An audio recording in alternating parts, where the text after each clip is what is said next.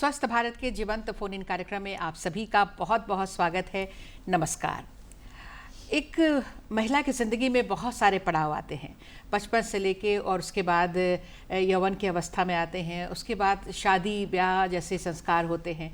और जब शादी होती है तो उसके बाद हर महिला और उसका परिवार चाहता है कि उसकी गोद भरे। तो और इस दौरान जब गर्भावस्था की स्थिति आती है, उसी समय से सही तरीके से देखभाल की ज़रूरत बहुत ज़्यादा होती है। और ख़ास करके आज हम बात करेंगे कि जब प्रसव का समय आता है और प्रसव के बाद की जो स्थितियां होती हैं, उस समय किस तरह की देखभाल की ज़रूरतों की आवश्यकता पड़ती है, क्या हम करें और क्या ना करें। तो इस संबंध में आप सबके जहन में भी बहुत सारे सवाल होंगे जो आज आप हमसे पूछ सकते हैं। तो इससे पहले कि हम आपको आज के विशेषज्ञ से मिलवाएं, सबसे पहले हमारा फ़ोन नंबर आप जल्दी से नोट कर लीजिए। हमारा फ़ोन नंबर है 0651-2282-607। फ़ोन नंबर एक बार फिर से सुन लीजिए, 0651-2282-607। तो इसी फ़ोन नंबर पर आप इसी समय हमसे बात कर सकते हैं, फ़ोन कर सकते हैं। प्रसव और प्रसव के बाद वाली जो प्रॉब्लम्स आते हैं या क्या कुछ होता है, इसके संबंध में हमसे बात कर सकते हैं। तो चलिए अब आपकी मुलाकात हम अपने आज के विशेषज्ञ के साथ करवा देते हैं। आज हमारे साथ हमारे स्टूडियो में बैठी हुई है, आमंत्रित हैं डॉक्टर स्निग्धा चैटर्जी, जो कि पारस हॉस्पिटल रांची में कार्यरत हैं और स्त्री रोग विशेषज्ञ हैं। डॉक्टर साहब, आपका बहुत बहुत स्वागत है हमारे कार्यक्रम में। नमस्कार। डॉक्टर साहब, ऐसे तो हमने अपना विषय अपने दर्शकों को दे दिया है, फ़ोन नंबर भी बता दिया है, तो मुझे पूरी उम्मीद है कि जल्द से जल्द फ़ोन कॉल्स आने लगेंगे और उनके सवाल हमें मिलने लगेंगे। लेकिन जब तक हमारे दर्शक फ़ोन करते हैं तब तक मैं आपसे सवाल शुरू करूँगी। लेकिन उससे पहले हम अपने दर्शकों को ये बताना चाहते हैं कि हमारा जो प्रसार भारती है वो आपके लिए एक नया OTT प्लेटफॉर्म लेकर आया है, वेब्स, जिसके माध्यम से आप हमारे दूरदर्शन के सभी कार्यक्रमों को बहुत ही आसानी के साथ देख सकते हैं। तो फिर देर किस बात की, आप जल्दी से अपने मोबाइल पर डाउनलोड कर लीजिए वेब्स OTT और उसके बाद जुड़िए हमारे सभी कार्यक्रमों से। तो मुझे उम्मीद है कि जल्द से जल्द हमारे दर्शक जो हैं वेब्स के साथ जुड़ेंगे और दूरदर्शन के सभी कार्यक्रमों को देख पाएंगे। तो डॉक्टर साहब, अब जब तक हमारे दर्शक हमसे सवाल करते हैं तब तक आपसे ये जानना चाहेंगे कि गर्भावस्था के समय से ही तो शुरुआत हो जानी चाहिए एक अच्छे देखभाल की, ताकि प्रसव के समय जो है वो परेशानियाँ ना आए। तो ऐसे तो इसके जो स्टेप्स वाइज अगर हम बात करते हैं तो फिर गर्भावस्था आने से पहले की भी जो बातें हैं, जब एक दंपति जो है सोचता है बच्चे के बारे में, उसी समय से किस तरह के केयर की ज़रूरत पड़ती है, तो हम वहीं से शुरू करते हैं कि ताकि आसानी हो लोगों को भी समझने में। सिर्फ शादी के बाद ही नहीं, हाँ, एक स्वस्थ बच्ची एक स्वस्थ माँ बनेगी। हाँ जी, तो युवावस्था से ही पहले, हाँ, शुरू से ही अगर किसी लड़की का स्वास्थ्य सही है, हाँ, तो वह एक स्वस्थ बीवी और फिर स्वस्थ माँ बनती है। बहुत अच्छी तो बात। हेल्थ जो है वो किसी भी महिला का उसके जन्म से युवावस्था से वहीं से शुरू होना चाहिए। उनका जो डाइटरी रिक्वायरमेंट है, उनका जो उन्हें जो ज्ञान दिया जा रहा है, जो उनका नॉलेज है, वो सब हम लोग राइट फ्रॉम स्कूलिंग ही अगर शुरू करें तो उन्हें जानकारी भी रहती है कि उन्हें किस तरह से अपना ध्यान रखना है, अपना न्यूट्रिशन का ध्यान रखना है, प्लस किन समस्याओं को कैसे पहचानना है, डॉक्टर की मदद कब लेनी है, और अकॉर्डिंगली धीरे धीरे कब जब ही आप वो प्रेग्नेंट होती हैं तब आपको कब डॉक्टर को जाके दिखाना है, उनके सलाह को मानना है, और इवेंचुअली अगर कुछ परेशानी होती है तो उस हिसाब से इलाज करवाना है। बिल्कुल। तो एक माँ बनने से पहले ही, जब एक लड़की मतलब पैदा होती है, उसी समय से ही फ्यूचर में वो माँ भी बनेगी, इसी आवश्यकता के अनुसार उनकी देखभाल बहुत ज़रूरी है। और ये एक बार जब शादी हो जाती है तो एक दंपति जो है, उसका परिवार जो है, वो बच्चा चाहता है। फिर कैसे प्लानिंग करने से पहले किस तरह से प्लान किया जाए? अब जैसे एक फीमेल चाइल्ड बॉर्न हुई है, ये तो नोन ही है कि वो आगे जाके शादी होगी उसकी और उसे बच्चे लेने हैं जी। तो उनका जो वैक्सीनेशन है, जो हम लोग रूबेला वैक्सीन स्टार्ट करते हैं 9 महीने के। जी बिल्कुल मैम, आपको बीच में रोकूंगी। हम इसी से फिर यहाँ यही जहाँ पर आपने अभी एंड किया है वहीं से हम शुरुआत करेंगे रूबेला वैक्सीन से। एक दर्शक हमारे साथ जुड़ रहे हैं, उनका सवाल लेते हैं। हेलो। हेलो। हाँ जी, नमस्कार, कौन बोल रही हैं? मैं संदीपिका बोल रही हूँ जी। कहाँ से बोल रही हैं? मैं कमरे से। कमड़े से जी, कमड़े रांची से। क्या सवाल पूछना चाहती हैं? हाँ, मेरा सवाल है कि प्रसव के बाद पेट का ढीलापन और कमर दर्द जैसी जो थकान जैसी समस्या होती है, उसका क्या समाधान है? बिल्कुल, ये बहुत अच्छा सवाल है और मुझे लगता है कि बहुत सारी महिलाओं को ये जानना चाहिए और जानना चाहती भी होंगी। जी। प्रसव के बाद जो पेट का ढीलापन होता है वो प्राइमरीली मसल्स जो हैं, जो हमारे एब्डोमिनल मसल्स हैं, वो लूज हो जाते हैं, जिसकी वजह से होता है। और मसल्स के स्ट्रेंथ को रीगेन करने के लिए 2 तरीके हैं। पहला, आप अपने न्यूट्रिशन का ध्यान रखें, प्रोटीन इनटेक और कैल्शियम इनटेक सही तरीके से होना चाहिए, और साथ में हम योगा एक्सरसाइजेज करके अपने मसल के स्ट्रेंथ को दोबारा से रीगेन कर सकते हैं। जी जी जी, बिल्कुल। और इसमें खान पान का भी कुछ इम्पोर्टेंस होता है। हाँ, प्रोटीन इनटेक, जैसे आप क्योंकि मैम ये भी देखते होंगे कि जब प्रसव होता है उसके बाद घर परिवार वाले लोग खाने के लिए भी बहुत ज़्यादा जोर देते हैं। हाँ। ये खाना है, वो खाना है, इस तरह से तो फिर वजन भी बढ़ने लगता है। जी। प्रेगनेंसी के दौरान जो हमारा डाइटरी रिक्वायरमेंट है, प्रसव के बाद जब हम फीड करते हैं बच्चों को, वो उससे ज़्यादा होता है। तो अगर परिवार वाले आपको डिलीवरी के बाद ज़्यादा खिला रहे हैं तो वो सही कर रहे हैं। आपका protein requirement, calcium requirement, iron requirement delivery के पहले से डिलीवरी के बाद में ज़्यादा होता है। तो डाइटरी इंटेक उसी तरह से 1.5 गुना या 1.25 गुना बढ़ जाना चाहिए। जी जी, बिल्कुल। तो डाइटरी जो है वो भी एक मतलब एक न्यूट्रिशन के हिसाब से ही और ये मुझे लगता है कि डाइट चार्ट भी अलग अलग तरीके से बनाया जाता है। गर्भावस्था के समय की डाइट चार्ट अलग होते हैं, प्रसव के समय के अलग होते हैं, प्रसव के बाद वाली अवस्था जो होती है उसमें अलग होते हैं। तो इसको भी हम फॉलो कर सकते हैं। और ऐसे तो हमारे अपने परिवार के जो लोग हैं उनका जो अनुभव होता है उससे भी हम बहुत कुछ सीख सकते हैं, जिससे ये जो ढीलापन की समस्या है वो नहीं होती है। इस समय एक्सरसाइज किया जा सकता है कि नहीं? हाँ, अगर आपकी नॉर्मल डिलीवरी हुई है तो आपके स्टिचेस को सूखने के बाद आप 1 महीने 1.5 महीने के बाद normal yoga, pelvic floor exercise start कर सकते हैं। और अगर सिजेरियन हुआ है तो हम 3 मंथ्स का गैप लेने बोलते हैं। जी, लेकिन उसके बाद एक्सरसाइज करना चाहिए, उससे भी जो है बॉडी शेप जो है वो बिल्कुल सही रहता है। एक और दर्शक हमसे जुड़ रहे हैं, उनका सवाल लेते हैं। हेलो। हेलो। हाँ जी, नमस्कार, कौन बोल रहे हैं? नमस्कार मैम जी, कौन बोल रहे हैं? मेरा सवाल है कि डिलीवरी में डिस्लेक्सिया का क्या रोल है? जी सर, नाम बताइए पहले। हाँ, मेरा नाम खातून है। हाँ। डिलीवरी में डिस्लेक्सिया का क्या रोल है, ये हम जानना चाहते हैं। सवाल समझ में डिलीवरी आई में बात? किसका क्या रोल है? आपका सवाल में वो क्लैरिटी नहीं मिल रही है हमें, एक बार फिर से दोहराएं। एक बार फिर से बोलिए सर।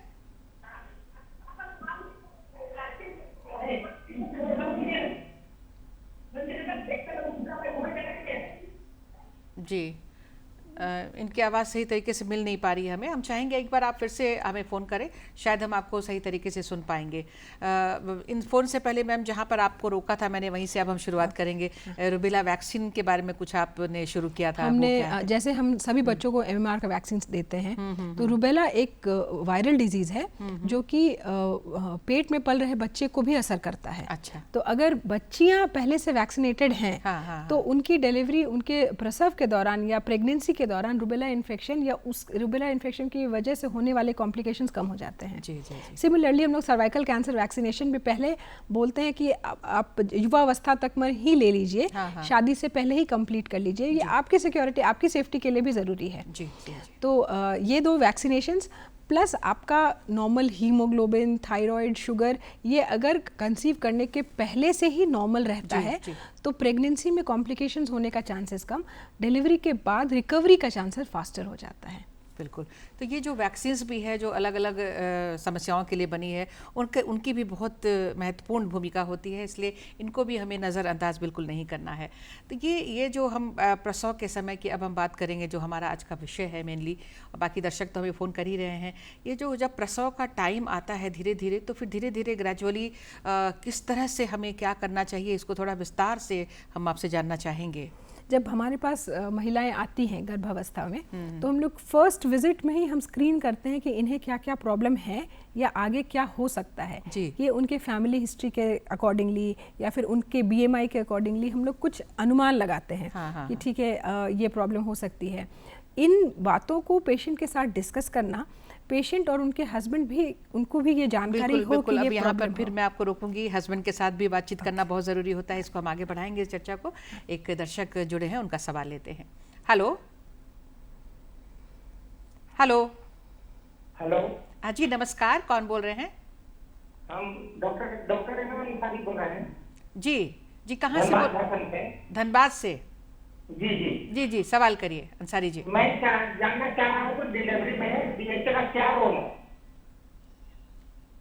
डिलीवरी डिलीवरी में डीएचए का क्या फायदे हैं? DHA, अच्छा ओके ठीक जी। ओके। DHA बच्चे के ब्रेन डेवलपमेंट के लिए चाहिए होता है, वो डिलीवरी नहीं, प्रेगनेंसी के दौरान और प्री प्रेगनेंसी स्टेट में ही हम मदर्स को देना शुरू करते हैं, ताकि जब बच्चा कंसीव होता है पहली तिमाही के समय ही मदर को अगर DHA का सप्लीमेंटेशन दिया जाता है तो बच्चे का ब्रेन डेवलपमेंट सही होता है और आगे जाकर के मदर को BP और लो बर्थ वेट ये सब का कॉम्प्लिकेशंस कम रहता है। जी जी बिल्कुल। तो मुझे उम्मीद है कि इनका सवाल का जो जवाब है वो मिल गया होगा। अब हम फिर से अपनी बातों पर आएंगे। आप कह रहे थे कि जब कोई आते हैं तो फिर उनके हस्बैंड से भी बातचीत करना बहुत ज़रूरी हो जाता है। जी। प्रेगनेंसी तो मदर और फादर दोनों के लिए ही जॉयफुल एक्सपीरियंस है, तो ये ज़रूरी है कि मदर और फादर दोनों ही इक्वली उसमें अपना योगदान दें। हाँ। तो हर विजिट में हम लोग चाहते हैं कि एटलीस्ट हस्बैंड अगर मायके में रह रही हैं तो ठीक है, जो भी गार्जियन आए, बट लेकिन जितना ज़्यादा हो सके हस्बैंड आए, वो डिस्कस करें वाइफ के हेल्थ कंडीशन के बारे में और आगे हम लोग क्या प्रिकॉशंस ले सकते हैं या क्या कॉम्प्लिकेशंस एक्सपेक्ट कर सकते हैं, उसको रोकने के लिए क्या किया जाए। योगास जो हम लोग कराते हैं डिलीवरी के दौरान 3rd ट्राइमेस्टर से, ताकि उनका जो प्रसव है वो बहुत ज़्यादा उसमें प्रसव पीड़ा बहुत ज़्यादा ना हो या पीड़ा झेलने की क्षमता बढ़ जाए, उसमें भी हस्बैंड्स का बहुत योगदान होता है। तो योगा क्लासेस हो या रेगुलर डॉक्टर के पास विजिट्स हो या इन्वेस्टिगेशंस हो, इसमें सब हर स्टेप पे हस्बैंड का साथ रहना फीमेल के लिए अच्छा भी होता है, प्लस हेल्थ वाइज भी बेनिफिशियल है। बिल्कुल। तो अलग अलग तरह से महिलाएं जो हैं अलग अलग तरीके से आती हैं, अलग अलग समस्याओं के साथ आती होंगी। तो अभी तक आपको क्या लगता है, हमारे अगर अपने झारखंड की बात करते हैं या देश के बात करते हैं, तो किस तरह की समस्याएं ज़्यादा आप देखती हैं ऐसे समय में? आजकल ये जैसा सोसाइटी चेंज हुआ है, हमारा खान पान, हमारा वर्क प्रेशर चेंज हुआ है, ये बहुत ही फ्रीक्वेंटली देखा जा रहा है कि यंग मदर्स में शुगर का प्रॉब्लम ज़्यादा देखा जा रहा है, ब्लड प्रेशर ज़्यादा देखा जा रहा है, BMI ज़्यादा होने की प्रॉब्लम हो रही है। तो ये सब कुछ डिजीजेज हैं जो पहले इतना ज़्यादा नहीं था और आजकल कुछ ज़्यादा ही फ्रीक्वेंटली अनकाउंटर कर रहे हैं। तो क्या उनके लिए सलाह आप देना चाहेंगी ताकि प्रसव के समय में इस तरह की परेशानियां ना हों? ये सब जो हेल्थ कंडीशंस है, जहाँ शुगर या ब्लड प्रेशर या हाई BMI का प्रॉब्लम है, ये हम प्रेगनेंसी के पहले ये कंट्रोलेबल है। आप थोड़ा सा एफर्ट अगर लगाती हैं, थोड़ा एक्सरसाइज करती हैं, डाइट मेंटेन करती हैं, तो आप बहुत आराम से इसको सेटल कर सकती हैं। कंसीव करने से पहले अगर आपने अपने हेल्थ को फिट करके रखा है तो प्रसव के दौरान या प्रेगनेंसी के दौरान कष्ट कम है। तो before conception vaccination, nutritional requirement और हेल्थ, आपका BP, शुगर, थायराइड कंट्रोल्ड हो जाना चाहिए। बिल्कुल। तो ये जो प्रसव पीड़ा की आप बात कर रही हैं मैडम, तो जैसे हमने सुना कई बार तो प्रसव जो है वो नॉर्मल भी होता है और कई बार ऑपरेशन की भी ज़रूरत पड़ती है। तो किस तरह के सिचुएशंस आते हैं जो आपको इस तरह के डिसीजंस लेने पड़ते हैं? तो ये हम आपसे जानेंगे, लेकिन एक दर्शक जुड़ रहे हैं, उनसे सवाल लेते हैं। हेलो। हाँ जी नमस्कार, कौन बोल रही हैं? नमस्कार मैम, मैं अपर पंजाब से पिया बर्मन। अच्छा पिया बर्मन जी, चलिए फिर से स्वागत है आपका हमारे कार्यक्रम में। पिया बर्मन जी सवाल करिए। क्या डिलीवरी के बाद हार्मोनल बदलाव मानसिक को भी प्रभावित करता है? एक बार और दोहराइए प्लीज। क्या डिलीवरी के बाद हार्मोनल बदलाव मानसिक स्वास्थ्य को भी प्रभावित करता है? मेंटली? Yes ma'am. अच्छा जी। प्रसव के दौरान या प्रसव के इमीडिएटली बाद मेंटल हेल्थ बहुत बहुत बहुत ज़्यादा सैक्रिफाइस हो जाता है। इसके कई कारण हैं। एक तो आप प्रसव पीड़ा से गुजरी हैं, दूसरी बात कि छोटे बच्चे को केयर करना है और वो बच्चा, उसका कोई स्लीप साइकिल नहीं है, वो अपनी मर्जी से उठेगा, अपनी मर्जी से सोएगा, वो टोटली आप पर डिपेंडेंट है। तो उसका खाना पीना और उसका जो डेली रिक्वायरमेंट है वो भी पूरी तरह से आप पर डिपेंडेंट है, जिसकी वजह से आपका स्लीप साइकिल भी डिस्टर्ब्ड है। प्लस डाइटरी रिक्वायरमेंट ज़्यादा है, आपको मिल्क फीड करना है, आपको ब्रेस्ट फीड करना है। ब्रेस्ट मिल्क बनने के लिए आपके शरीर में बहुत ज़्यादा न्यूट्रिशन की ज़रूरत होती है। तो अगर आपका खान पान सही नहीं है, आपको घर में हेल्प करने के लिए लोग नहीं हैं जो एटलीस्ट रात में या दिन में कुछ बच्चे का केयर कर लेते हैं, तो इन सब प्रॉब्लम से मेंटल स्ट्रेस बहुत ज़्यादा बढ़ जाता है, जिसकी वजह से बहुत कॉमनली देखा गया है कि प्रसव के बाद भी मदर साइकोसिस या पोस्टमार्टम ब्लूज में जाती हैं। ये बहुत ही कॉमन है। ये फैमिली सपोर्ट, अच्छा खाना, रेस्ट से आराम से टैकल किया जा सकता है। बिल्कुल। एक और दर्शक जुड़ रहे हैं, उनका सवाल लेते हैं। हेलो। हेलो। हाँ जी, नमस्कार, कौन बोल रही हैं? नमस्कार, मैं वीनाश्री बोल रही हूँ, लालपुर। वीनाश्री जी कहाँ से बोल रही हैं? लालपुर। लालपुर रांची से। जी, सवाल करिए। हाँ, मैं पूछ रही हूँ, जिनको पीसीओडी का प्रॉब्लम है उनको प्रेगनेंसी में प्रॉब्लम होती है क्या? जी जी जी, बहुत ही अच्छा सवाल आपने किया है। ये समस्या जो है बढ़ती जा रही है आजकल। पीसीओडी आजकल हम यंग गर्ल्स में ज़्यादा देख रहे हैं। इसका कारण भी यही है क्योंकि हमारा लाइफस्टाइल सही नहीं है, हमारा खान पान सही नहीं है। पीसीओडी में प्रॉब्लम ये होती है कि बॉडी वेट बढ़ने की वजह से हार्मोनल इम्बैलेंस होता है और जो हमारा नेचुरल एग्स बनने का जो प्रतिक्रिया है वो डिस्टर्ब हो जाती है। तो अगर एग्स सही से ना बने तो मासिक धर्म अनियमित हो जाता है।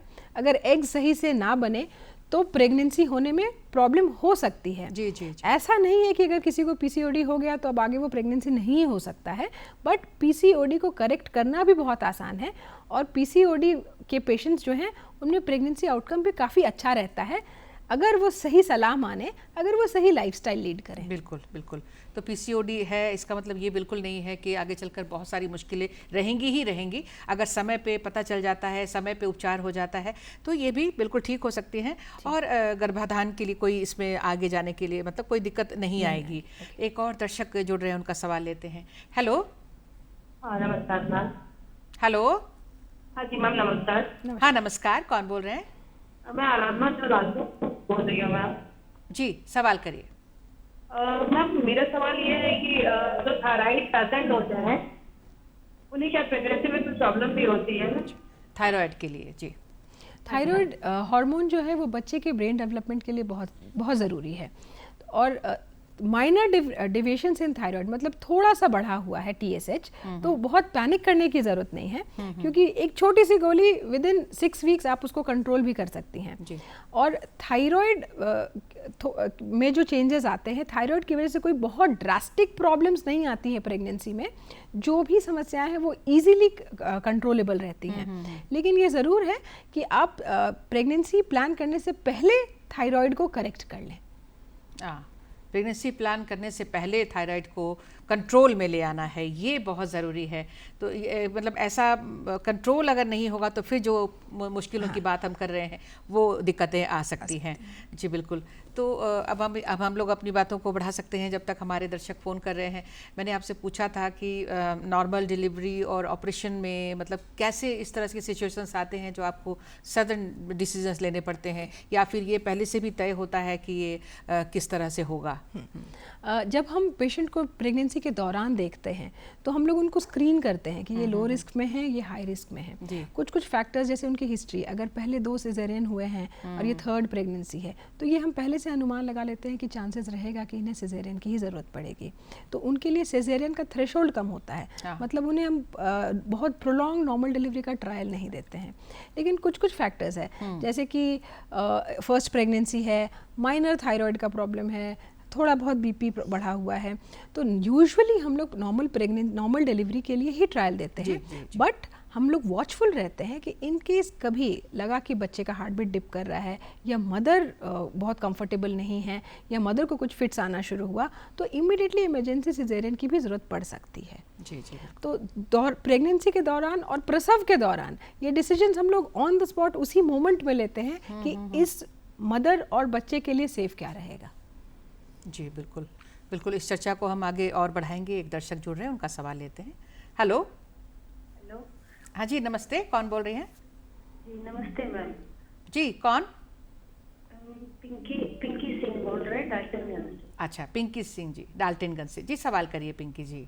मेरी बेटी 18 साल की है।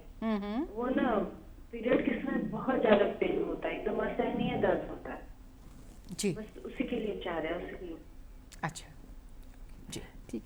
यंग लड़कियों में जैसे वो बता रही हैं कि 18 वर्ष की उनकी बच्ची है, तो बहुत कॉमन है कि स्पैस्मोडिक डिस्मेनोरिया हो, मतलब कि छोटी बच्चियों में ये कॉमनली होता है और इसका मेन एज सच कोई सटीक कारण हम ढूंढ नहीं पाते हैं, तो हम बॉडी को मैच्योर होने का समय देते हैं कि आप और कुछ वर्ष वेट करें, बच्चे की शादी हो जाती है, फिर हम लोग वापस से इवैल्यूएट करेंगे।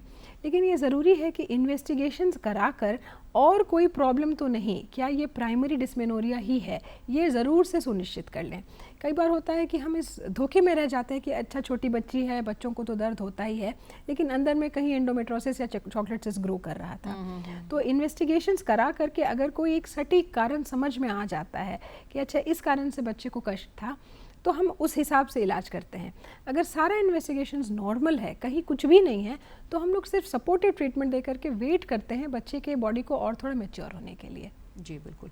तो एक बार इनको जांच कराकर एक बार पुष्टि कर लेनी चाहिए कि कहीं और कोई समस्या तो डेवलप नहीं कर रही, अदरवाइज ये कॉमन है और धीरे धीरे चल के ये जो हैबिट है वो बदल भी जाते हैं। अगर तुरंत कोई अगर आराम चाहता है तो कोई टैबलेट वगैरह या कोई दवाइयाँ इस तरह से लोग ले लेते हैं, ये सही है या नहीं है, आप क्या सलाह देना चाहेंगे? अगर बच्ची बहुत कष्ट में है तो ये गलत नहीं होगा कि उसे कुछ तुरंत रिलीफ के लिए दिया जाए। तो अगर ये कभी कभार, जैसे SOS हम लोग बोलते हैं कि शायद महीने में एक बार या 2-3 महीने में एक बार लेने में कोई हर्ज नहीं है, लेकिन अगर रेगुलरली लेना पड़ रहा है या महीने में 2-3 बार लेना पड़ रहा है, तो ज़रूर कारण ढूंढना होगा कि इतना ज़्यादा रिक्वायरमेंट क्यों है। बिल्कुल बिल्कुल। तो ये बहुत अच्छी बात है और ये बहुत सारी लड़कियों में इस तरह से समस्याएं आती हैं, उन सब के लिए भी ये बहुत अच्छी जो जानकारी है वो उनको मिली होगी। अभी ऑपरेशन की बात हम लोग कर रहे थे कि कब कैसे डिसाइड होता है कि क्या करना चाहिए, किस तरह से जो है वो प्रसव होगा। कई बार मैम देखते हैं कि हमारे अगर झारखंड की भी बात करते हैं तो प्रसव के समय, प्रसव के दौरान भी बहुत सारी समस्याएं आती हैं। कभी कभी तो मृत्यु तक की स्थिति हो जाती है, या तो माता हो या बच्चा हो। उस क्या सिचुएशन होता है इस तरह का और कैसे आप लोग फिर उसको हैंडल करते हैं? प्रसव के दौरान कुछ सीरियस हो जाना, उसका सबसे कॉमन कारण है ब्लीडिंग। अच्छा। कई बार होता है कि हम लोग एक्सपेक्ट करते हैं कि इस मदर का प्लेसेंटा नीचे है, इन्हें ब्लीडिंग का डर रह सकता है, तो हम लोग प्रिपेयर्ड रहते हैं with blood, ICU, operation theatre के साथ कि अगर कुछ अनहोनी हो जाए तो हमें तुरंत एक्शन लेना है, हम समय ना नष्ट करें जी। लेकिन कई बार ऐसा होता है कि मदर्स में कोई हाई रिस्क फैक्टर था ही नहीं, प्लेसेंटा में भी कोई प्रॉब्लम नहीं था, डिलीवरी भी हो गई लेकिन उसके बाद प्लेसेंटा निकला ही नहीं, या प्लेसेंटा को निकालने के बाद बहुत ज़्यादा ब्लीडिंग हो गई। तो 1% केसेस में ऐसा भी होता है कि कहीं कोई हाई रिस्क फैक्टर नहीं होने के बावजूद भी मदर को PPH हुआ या ब्लीडिंग अत्यधिक हो गई। तो ये एक जानलेवा कंडीशन हो सकता है और इसलिए ज़रूरी है कि किसी इंस्टीट्यूट में डिलीवरी हो जहां इमीडिएटली ब्लड बैंक या ऑपरेशन थिएटर की सुविधा हो।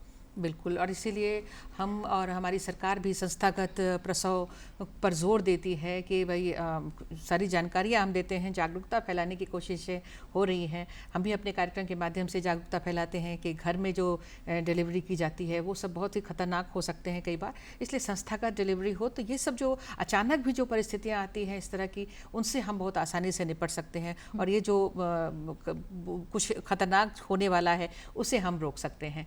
तो प्रसव के समय तो बहुत सारी सावधानियां लेनी पड़ती हैं, उनके बारे में आपने बताया ही है। एक बार प्रसव जब हो जाता है अच्छी तरह से तो इमीडिएटली फिर क्या सलाह देते हैं लोगों को, या आप लोग क्या करते हैं? इमीडिएटली प्रसव के बाद सबसे पहला काम है ब्रेस्ट फीडिंग इनिशिएट करना। एज अर्ली एज पॉसिबल बच्चे को मदर के पास दिया जाए और मदर फीडिंग स्टार्ट करें, उससे एक बॉन्डिंग भी होता है, प्लस आपके बॉडी में जो नेचुरल हार्मोन्स रिलीज होते हैं उससे बॉडी भी normal, mentally and physically normal होने में सहूलियत होती है। तो सबसे पहला काम है ब्रेस्ट फीडिंग। दूसरा मदर का न्यूट्रिशन, बच्चे को मदर के पास रखा जाए, रूमिंग इन किया जाए और एवरी 2 आवर्स जब या बच्चा जब डिमांड कर रहा है, अगर 2 घंटे से पहले भी डिमांड कर रहा है तो उसे फीड कराया जाए। तो मदर का न्यूट्रिशन, मदर को प्रॉपर रेस्ट मिले, मदर बच्चे के साथ रहे और बच्चे को हर 2 घंटे में फीडिंग, मदर का ही फीडिंग, ना कि टॉप फीडिंग दिया जाए। बिल्कुल। तो जैसे ही डिलीवरी हो जाती है उसके तुरंत बाद स्तनपान, और स्तनपान पर तो हम लोग जोर देते ही हैं। स्तनपान कराना बच्चे के लिए तो सही है ही, ज़रूरी है ही, मदर के लिए भी ये बहुत ज़रूरी हो जाता है क्योंकि कई बार स्तनपान नहीं कराने से भी कई तरह की समस्याएं महिलाओं में हो जाती हैं। वो हम लोग फिर से कभी डिस्कस करेंगे, क्योंकि अब समय धीरे धीरे इजाज़त नहीं दे रहा है कि हम और दर्शकों की कॉल लें या अब मैं आपसे सवाल करूँ। एक कॉल लास्ट हम ले लेते हैं और उसके बाद फिर इजाज़त लेंगे अपने दर्शकों से। जी नमस्कार। हेलो। नमस्कार मैम। हाँ जी कौन? हाँ कौन बोल रहे हैं? हेलो। हेलो, हाँ जी, नाम बताइए जल्दी से। रेणु वर्मा, जी, कहाँ से बोल रही हैं? बोकारो से। जी जी, सवाल करिए जल्दी से, समय कम है। मैम, मैं पूछ रही थी कि मेरा सिजेरियन हुआ है 2 बार। हैवी सामान उठाने से मेरे टाँके में बहुत दर्द होता है। जी मैम, जी ये दर्द कब तक रहेगा? जी जी जी, जल्दी जल्दी मैम सवाल बता दीजिए। सिजेरियन के बाद जहाँ आपका स्टिचेस पड़ा है वो एब्डोमिनल वॉल वहाँ पे थोड़ा सा वीक हो जाता है, तो वहाँ चांसेस रहता है कि हर्निया बने। तो आप एक बार चेक करवा लें अपने डॉक्टर से कि स्टिच पूरी तरह सूख गया है या नहीं, वहाँ कोई हर्निया का संभावना है या नहीं। अगर वैसा कुछ नहीं है तो धीरे धीरे समय के साथ वो अपने आप ठीक हो जाएगा। बिल्कुल। तो सभी दर्शकों ने हमें कॉल किया है, हम सभी दर्शकों को धन्यवाद देते हैं। और मैडम, आप यहाँ पर आए, डॉक्टर साहब आपने अपना कीमती वक्त हमें दिया है। बहुत सारी महत्वपूर्ण जानकारियाँ आज हमारे दर्शकों को मिली हैं आपके माध्यम से, तो आपका हम बहुत बहुत धन्यवाद करते हैं। नमस्कार। और फिर से एक बार दर्शकों से ये अनुरोध करते हुए कि वेब्स OTT को डाउनलोड करें और दूरदर्शन का सारे कार्यक्रम आप देखें। तब तक के लिए हमें इजाज़त दीजिए। नमस्कार।